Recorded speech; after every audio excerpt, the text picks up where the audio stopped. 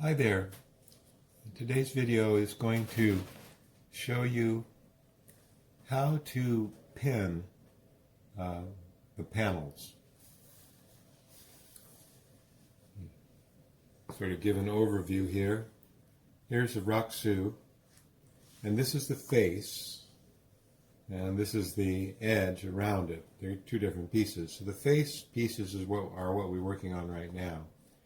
And the face pieces are made out of 1, 2, 3, 4, 5 panels. And each panel is 2 pieces.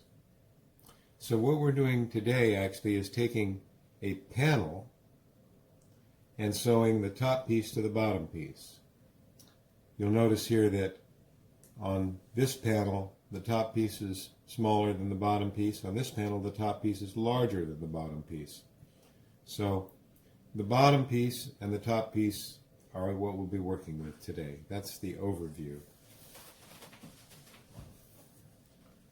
And here we have the pieces as you have cut them now. This happens to be pieces 5A and 5B. They serve as one of the narrow panels. And we've got 2 pieces of cloth here. Well, the first thing is that these pieces of cloth I've already altered in a way that I haven't shown you, and that is that I took this bottom edge, which is where we allow for sewing, and I ironed it so that it's turned under. For example, here's 2 pieces, 1A and 1B, where this has not been turned under and ironed. So you take your A and your B and you fold this and iron it, okay? Which I did. I didn't have to bother ironing on a video. So now we have these 2 pieces, and these pieces are going to be joined together. Now, there's a certain way we turn one of them basically upside down so that the sewing becomes easy. I happen to have done a 5A and 5B previously, and I'm going to show you after we get done pinning and actually start to sew what it looks like. And here it is. This is a piece that has been pinned. We ultimately are going to turn it over like this and be sewing along that line and sewing along here to make this panel. In order to do that, and to do it easily and effectively, I'll show you how we get to this place where these pins are in place, and I've actually started to sew along that line here. Okay? So, let's assume you have your 5A and your 5B, and you've ironed that part. Okay? Now, what I do is I take this part, the A part, and I turn it over upside down. And then I just lay this one in here. I'm not worried too much. I'm kind of lining it up, but I'm not worried where it lays in here. I happen to know that that's about right. And then we hold them with our thumb and turn it over. Sorry about shadows and things, but I'm just going to have to live with it. And we're going to put the pin through that corner. We'll get out of the way. That exact corner right there.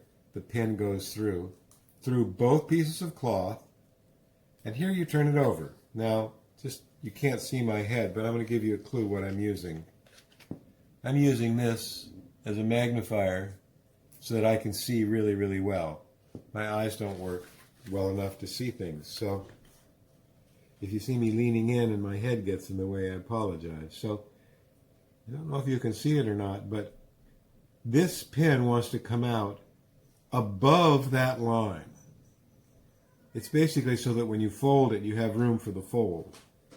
But you bring it in above that line. And it comes in above that line, what my mentors call the width of a rice grain.